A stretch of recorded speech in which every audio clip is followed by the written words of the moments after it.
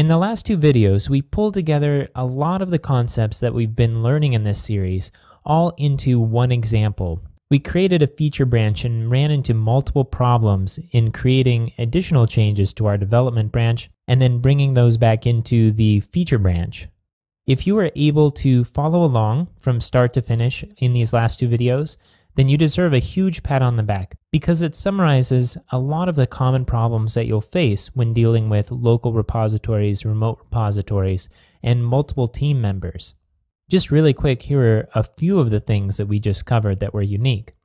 First of all, we looked at how to automatically track a branch with git checkout and then the name of the remote branch. We did that with git checkout develop on Gary's site. And we looked at how to identify problems when you push a commit before you do a pull. So what happens there is that the remote repository is ahead of your local repository, and it says that you can't push because you need to make sure that you've got all of the remote changes in first. And the error that we got for this was the same as the error that we got earlier when we tried to push a rollback of our history. So it's important to distinguish what's going on here. Whenever the remote is ahead in some way, either because we've rolled back history locally or because we haven't yet updated from the remote, we're going to get the same error. Next, when we pull down from the remote, we hit a conflict with one of our files.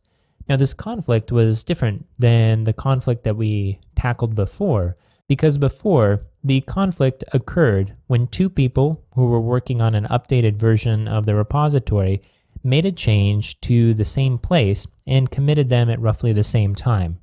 With this situation, however, the conflict had to do with a change that we made locally that was in conflict with an older commit.